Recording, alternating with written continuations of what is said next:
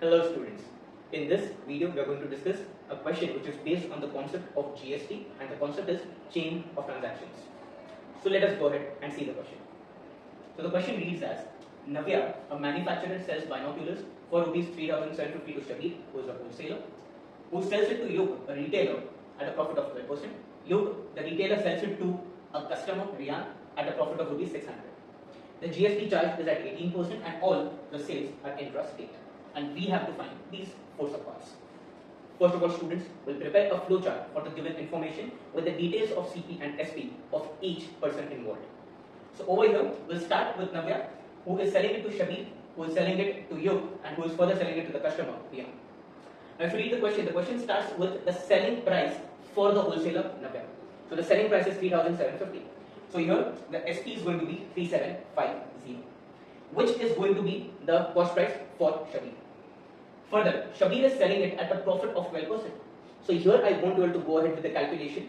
So on 3750 we have to calculate 12% profit. So the selling price for Shabir will be 3750 plus 12% of 3750. You do the calculation, you will get 4200. So that is the selling price for Shabir. Which will be the cost price for Yug? So for Yug the cost price is 4200. For the Yug is selling it at a profit of Rs 600.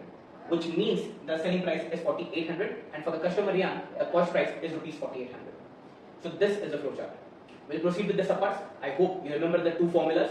The main two formulas which you need to remember, that tax paid by the middle person is always tax on profit and the total tax received by government is always the tax paid by the customer. So here, the first subpart, the GST paid by the wholesaler Shabir to the central government. Now Shabir over here is the middle person, which means the tax paid by Shabir is simply going to be tax on profit. Now here we are talking about central government, which means this 18% will become half, it will become 9%. So the answer to this is going to be 9% of profit for Shabir, which is 4200 minus 3750, which is 450. We go ahead with the calculation, we get the final answer, Rs 40.50. Now there is a rule that in those sums where we have a money related answer, if there's a decimal, it should be up to 2 decimal places. So maintain a habit of writing 0.50 instead of writing 0.5. Further, moving on to the second subpart. The second subpart is the price paid by the retailer, Yug, inclusive of tax. The price paid by retailer Yug, so Yug is paying 4200 for the product plus tax on it. So the price paid by the retailer Yug is 4200 plus tax is 18%, so 18% of 4200. I'm sure you can manage the calculation. The answer after calculating this is going to be 4956. Further, we'll take the third subpart, the total GST received by the state government. As I told you, the total tax received by government is always tax paid by the last person, the customer. So over here, the tax paid by the last person, Rian, has to be calculated. Because they have mentioned state government, 18 will become 9. So the final answer for this is going to be GST received by state government is 9% of this 4800, which is the amount that Rian pays. You calculate this, you'll get the answer, Rs 432. For the students, the last subpart is the price paid by the customer, Rian. The price paid by Rian is 4800 plus he is going to pay tax on it.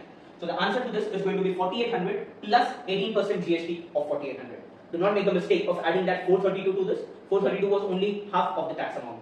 So 4800 plus 18% of 4800, this will give you the answer. And the answer to this is Rs 5664.